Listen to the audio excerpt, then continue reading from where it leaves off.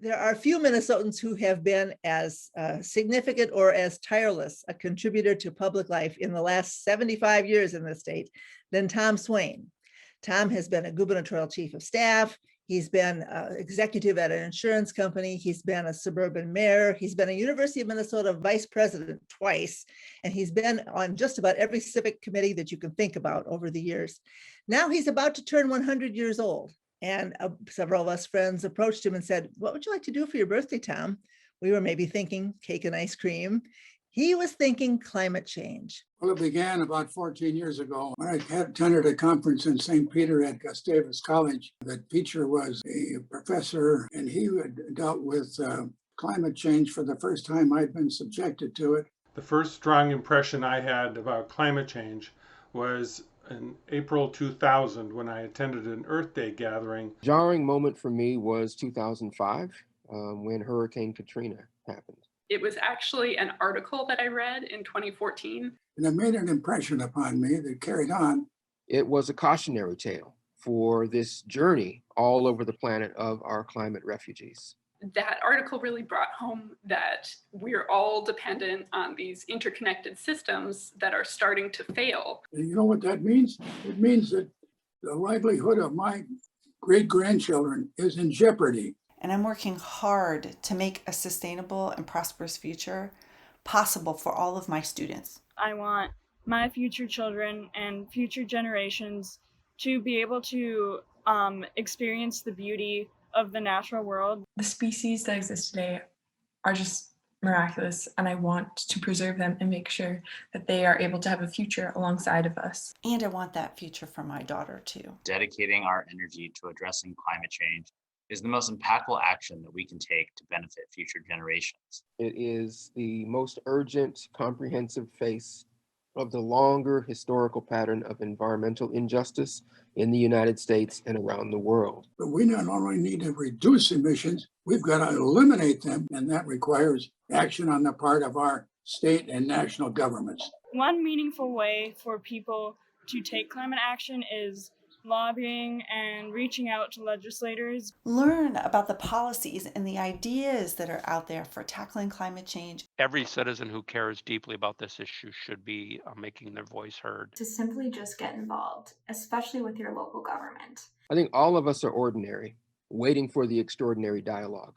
We need diverse representation and diverse perspectives on our boards, councils, and commissions. Supporting Indigenous and frontline activists vocally, financially, and physically. One bottom line in the 21st century, in this decade, is to honor and defend treaty rights everywhere on the earth. Full stop. And our climate actions have to be responsive to these inequities, such that our actions don't recreate these patterns of inequality. It's reaching a point where we're almost out of time. And I'd like to be hopeful, but things have got to change more quickly. We have essentially a decade to transform all of our systems. In the Midwest, it's easy to think we're largely unaffected, but we see the effects of climate change in our weather patterns, our water quality, our soil quality, even our air quality. Our lives are changing and going to change. People's lives are already changing. This has increased impact on people of lower economic circumstances. And the truth is that our way of life is going to end. I think most people haven't accepted that. But there is hope.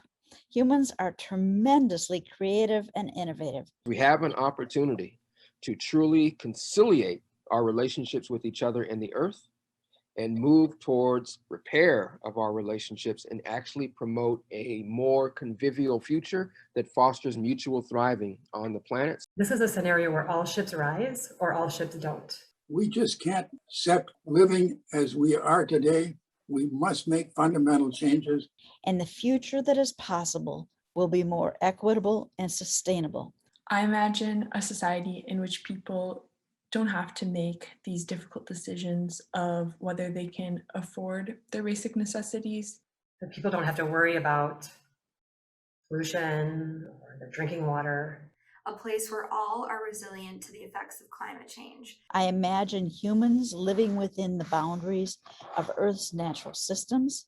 I imagine trains everywhere and solar farms and windmills. Walleyes thriving in Minnesota lakes. We have healthy communities where people feel good. I see all of the disciplines and ways of knowing putting their heads together. And where communities collectively resolve the burdens climate change may bring. A world that our children and their children and their children will be able to enjoy the things you enjoyed, Tom Swain, over your amazing 100-year life. Because we can't sit back and become the fodder for the next generation who said, you saw what was coming, why didn't you do something? So as terrible as the climate crisis is, I think it's pushed us to a moment of relational awakening.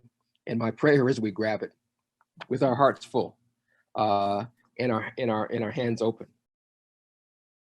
That led to the creation of the Advancing Climate Solutions Now series at the University of Minnesota. In the spirit of citizenship, we invite you to join us in creating this brighter future together.